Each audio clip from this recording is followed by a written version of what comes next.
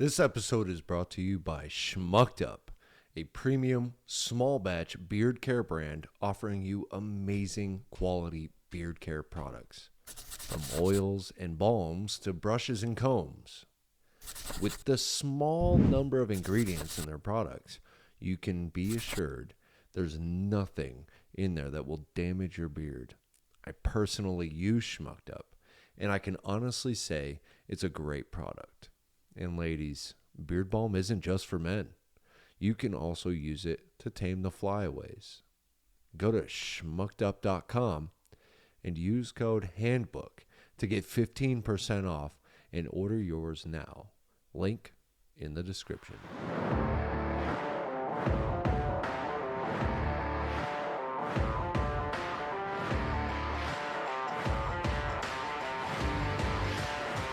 Oh my God, you're such an asshole.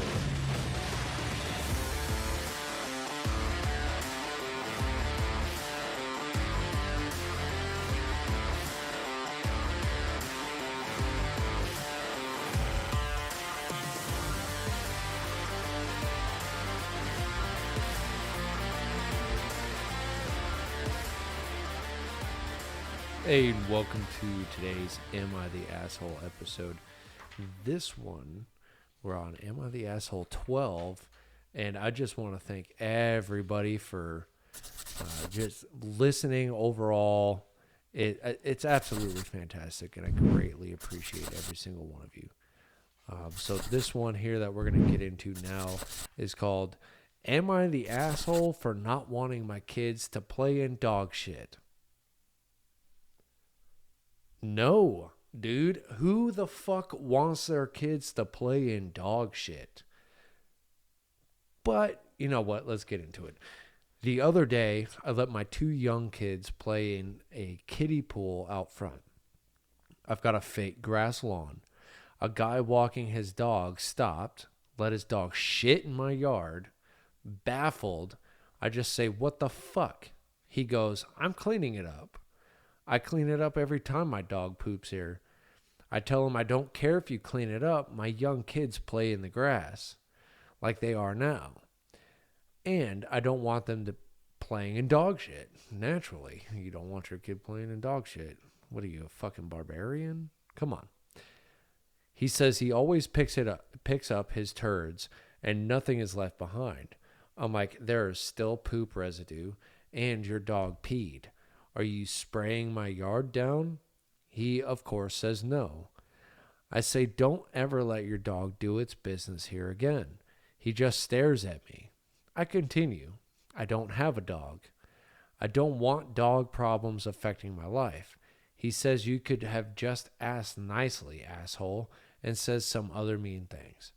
I yell, I hope I never see you again. My wife saw the whole thing and said I was a bit aggressive.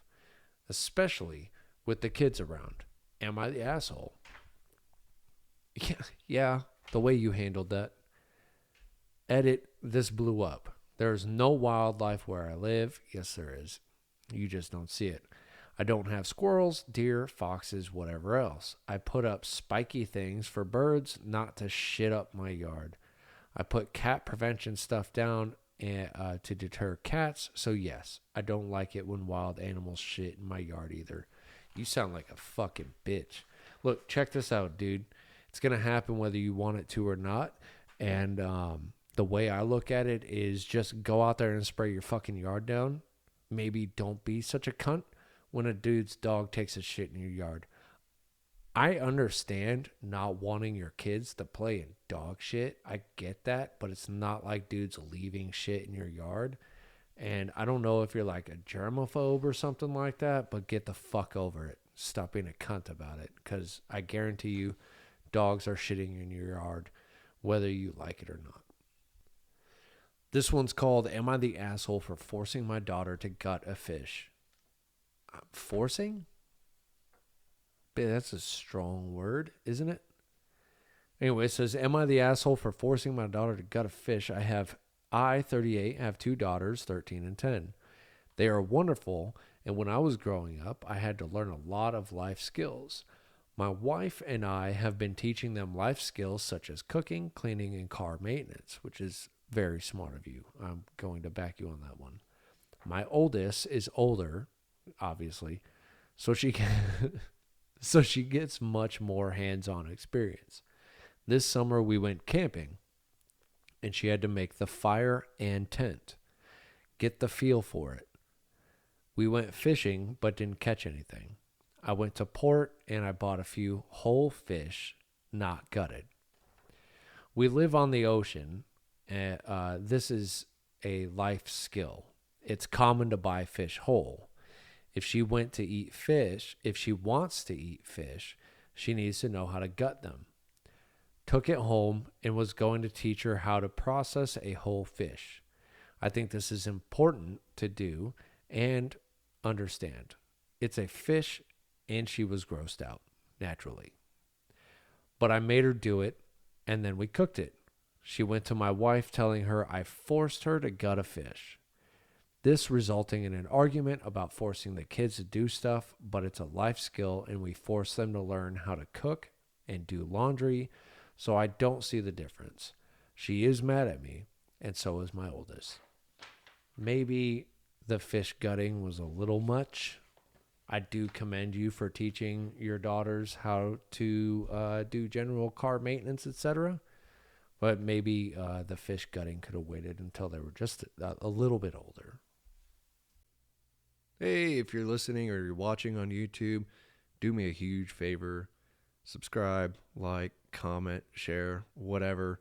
It'd be absolutely fantastic to see who's coming and going and who's watching and who's, doing their thing. So anyway, would love it if you just hit the subscribe and click that little notification bell. This one is called, Am I the Asshole for Refusing to Change My Dog's Name Because My Sister-in-Law Wants to Use It? Nah. I'm going to say nah. I almost don't even want to read this. I'm just going to automatically agree with you. Absolutely fucking not. You're not. But let's go on with it. My dog's name is Sahava. That's a fucking weird name for our dog, which is basically the Hebrew feminine form for the word for gold or gilded.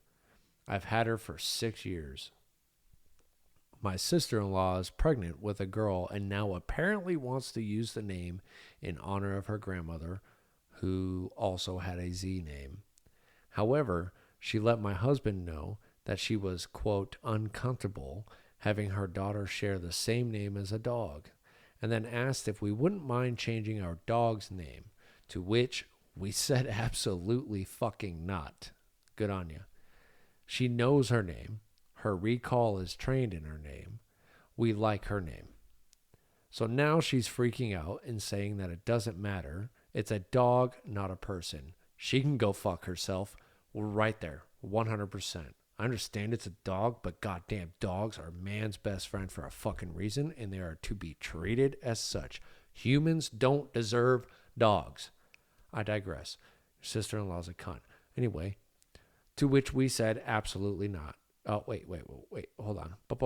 Okay, here we go. She won't know the difference. She will. It will be, quote, embarrassing for her daughter to share a name with an animal. I told her that if she's that worried about it, she could pick a different name. And now she's pissed. Am I and my husband the asshole? Fuck no. You named your dog before your sister went out there and got fucking knocked up, all right? She knew your dog's name. She knew your dog's name, and she still picked that name. That's fucking on her, and she could go and get fucked. Look, my last name is Duke. My last name is the same name as many dogs. So I don't know where the fuck your sister-in-law gets off thinking you're going to change your fucking dog's name because she wants to name her baby the same fucking thing. Well, maybe, and I almost guarantee this, she wouldn't have even got the idea for her name if it wasn't for your dog being that name. So tell her to get fucked, kick rocks, and she's a cunt. That's how I'd look at it. I don't know. It's just me. I'd say that to my actual sister.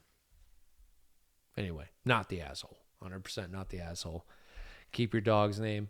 And I hope your sister-in-law names her daughter after your dog, because that's essentially what she's doing. And there's some confusion there. Whatever. But you know what? No, you're good. This one here is a bit long, and I've got a couple of long ones coming up. This one is called, Am I the Asshole for Trying to Prevent My Wife from Going on a Tropical Christmas Vacation Without Me? You're 31, male, wife, 29, female, father unexpectedly and tragically died back in 2020. He was deeply loved by his family and friends, and hundreds of people mourned his loss. His absolute favorite holiday was Christmas. He was responsible for bringing the, quote, Christmas spirit to the family each year. Because of this, his absence has been painfully noticeable during the past 3 Christmases and has caused my wife's family extreme mental anguish. Therefore, my in-laws recently decided they would leave their cold home during Christmas of 2023 and spend a week in the Caribbean to forget their troubles. My in-laws really like my company, and I've spent the past 7 Christmases with them.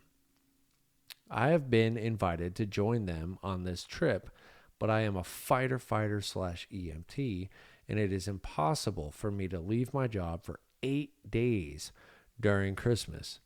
It will likely always be possible for me to do such a big trip during the holidays, or likely will be impossible to do a big trip during the holidays until I retire.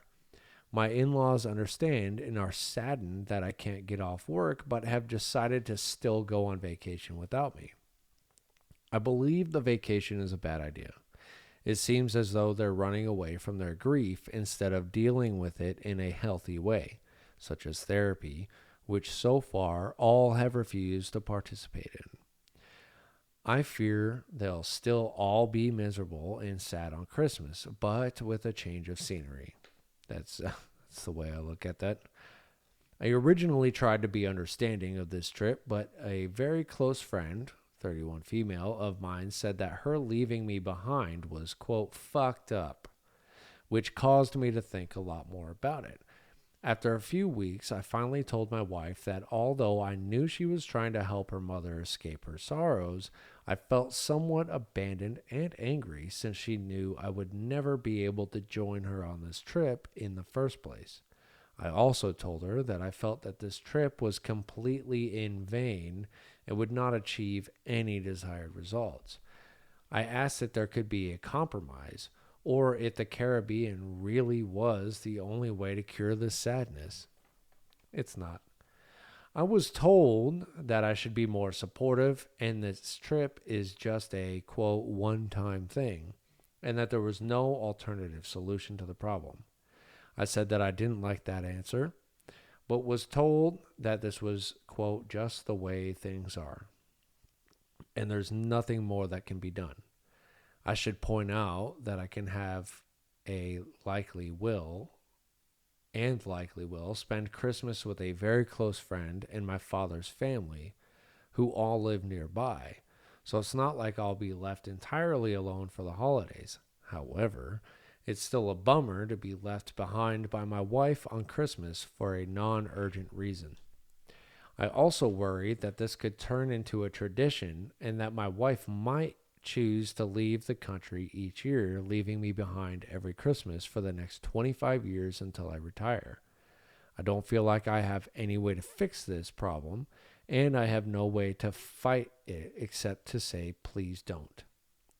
I always feel like a real asshole for trying to stop my wife from trying to take care of her family's 3+ years of emotional trauma. Am I the asshole? Edit. I should point out that my wife regularly goes on vacations with her family without me about 2 or 3 times a year. I'm accustomed to that and am not jealous of her trips. This is not a jealousy issue. It's more about wanting to be with my wife on Christmas and feeling frustrated at her family for not addressing their grief for a death that occurred 3+ years ago, and instead leaving the country on holiday. I'm going to say you're a little bit of the asshole. You're kind of used to her leaving. And if this is the first time, it probably won't happen a second time or third time. They might get out there and be like, yeah, well, this didn't fucking work. Good try, you know, and won't do it again. I I don't know. It's kind of difficult because in a way you're trying to interfere with them trying to figure out how to grieve this and move past it. And it is a relatively recent death of somebody that was so big in their life. I think you'll be okay. So if you're you did say that your wife goes on vacation like 3 times a year without you anyway with her family. So I don't understand what the fucking big deal is. It's just Christmas. I know I'm going to catch some flack for that maybe, but Christmas is Christmas. It's lost its meaning across the world anyway. Um, just go spend it with your family. Christmas is about spending time with your family and the people that you love anyway, and being dependent on your wife being there for that holiday. Um, I think you'll be okay, and just move forward, man. Just let it happen, and if they'll probably end up noticing it's just not going to work. Hey, if you've made it this far and you're on whatever you're listening to, whether it's Spotify, YouTube, Apple Podcast, whatever it is, go ahead and give it a like, a follow, comment, share it with your friends if you've liked it this far. And we will keep on keeping on, I guess, as we move forward with the episode. Thank you for watching, listening, whatever you're doing, having me on in the background. Doesn't matter. Really appreciate it. This one's called Am I the Asshole for Going Fishing After My Wife's Friend's Family Dog Died? Wife's friend. Not your problem. Their problem. No. But anyway, I actually don't even really want to read this. I just feel like, this is basically your wife's friend. It's not even really your friend. Their family dog died, and you decided to go fishing instead of grieving not your dog. You know what? Fuck it. I'm going to read it anyway. This past weekend, my family went camping with a group of my wife's friends. There were 3 families there, 6 adults and 8 kids. We took our boat, and before we left, I told my wife that the only thing I ask is that I have time to go fishing at least once during the trip.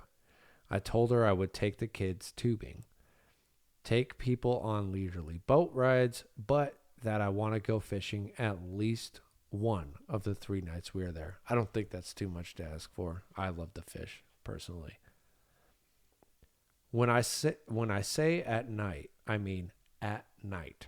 The lake we were camping near is well known for its walleye fishing, and anyone who fishes for walleye knows the best bites come before sunrise and after sunset, sometimes late into the night, especially during the summer.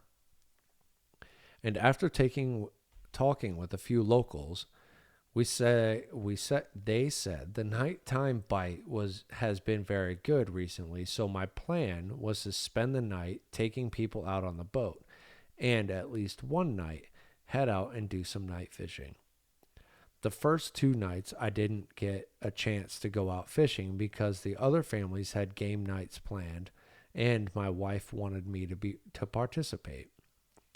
Think family-based games where each family is a team. It was fun, and I'm glad we did it. The kids ate it up. The morning of our last full day there, I told my wife that I would be going fishing excuse me, that night, and she agreed. After dinner on the 3rd night, I started getting everything ready to head out fishing. It was about 8 p.m. when I was just about to leave the dock. My wife came running over in a panic. One of her friend's family dogs had been hit by somebody driving around on a golf cart. The dog didn't make it. She told me to come help her talk to the kids about it because they were all very upset. I hung around for an hour or so and helped console the kids. Obviously, everyone was pretty shaken up by it.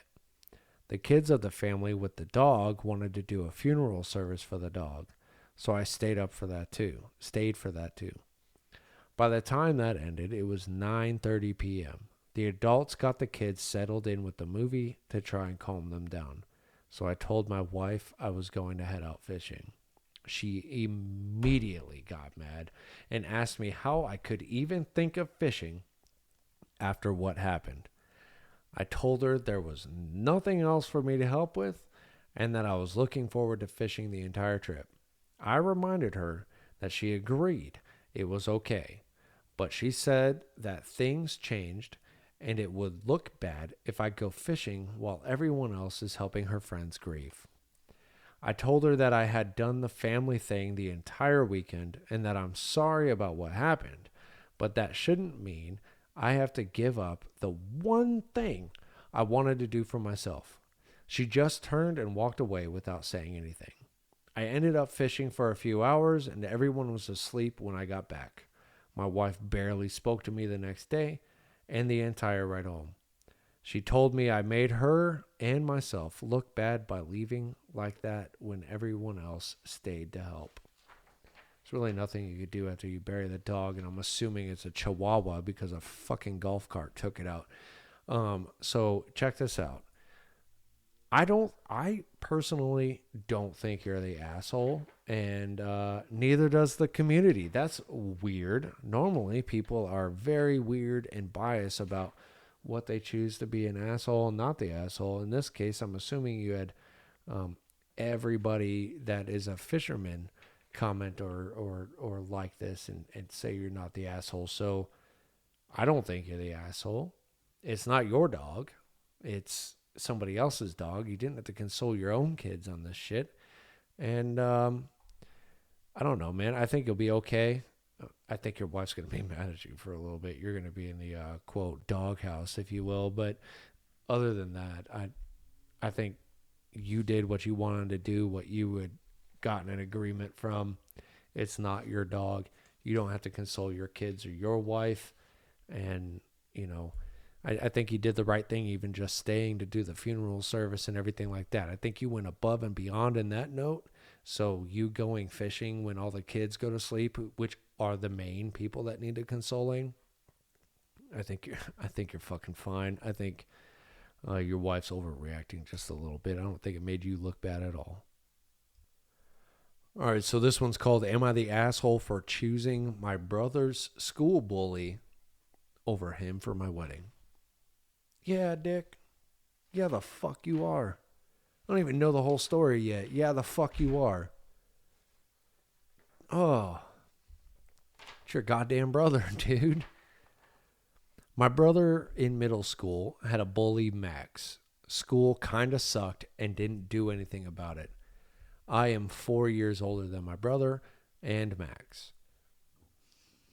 I didn't have the money to go to college, so I spent a few years saving up cash. I went to a community college and Max was there with me. We were in the same track, so we worked together before. I didn't get close to him until my grandfather died, and my family didn't tell me until the day of the funeral. It was rough, and he really helped me out.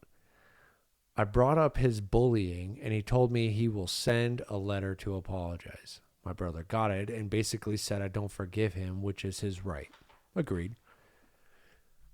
I'm 34 now, and I'm still close with him. He is being my best man. I told my family this, and most were happy since they know how much he has helped me out before. My brother, on the other hand, hates it. He told me he won't come to my wedding if he is invited. We got into an argument with me just saying you can't be in the same building and not talk to someone. He claims it's the principle of it and won't go to the wedding unless I uninvited him. Then I am picking a bully over him. I'm picking a bully over him. But it's been almost 15 years and he's helped me so much. Edit. Anyways, I talked to my brother. This doesn't really have anything to do with Max and more with me. He is upset that he isn't the best man. He was upset by that and didn't want to go at the beginning when he heard it was Max that made it worse and brought up old feelings about middle school. We had a nice conversation and I explained why he wasn't chosen. We aren't close. Also brought up I wasn't in his wedding party either. We are all good and he's going to go. Also showed him this thread and we had a good laugh about it. Okay, I find it really weird that people don't believe people change, especially this happened in middle school. You see, now I don't think you're the asshole, knowing that you weren't even in the wedding party for your brother, and you know, dude was there to help you over all these fucking years. So I'm glad Max decided to go, and you said that I'm assuming he's still going to be in your wedding party, so at least you did that. I just got to say, all right. Initially, I wanted to fucking hate you. But this time, I mean, like, I guess I can't. Because you guys had an adult conversation about it. And worked it all out and had a good laugh. I'm sure you drank a couple beers about it. And I'm just glad it all worked out. So initially you were the fucking asshole, but now I'm just like, yeah, you're not the asshole. So the community dubbed you the asshole, but after reading your edit, you're not the asshole, man. I'm glad you guys sat down and you talked about it. You discussed it like men, face to face, had a laugh about it and everything like that. So kudos on that note. Yeah. And I'm not glad that your best man is your brother's bully, but I'm glad that people have changed and that your brother's bully apologized for his actions in middle school. Granted, it was 15 fucking years ago, so there's that. But congratulations on getting married. That'll do it for this episode. If you haven't yet, go check out the advice episodes and keep an eye out for the Eagle on the Roo podcast, which is coming out shortly. We're working on the logos now and everything like that, just so we can get shit ready. I'm doing a little bit of editing here and there because it is a fuck ton of footage to go through. And thank you for being here and listening to this episode. I appreciate all of you. Yeah, have a good rest of your day, motherfucker.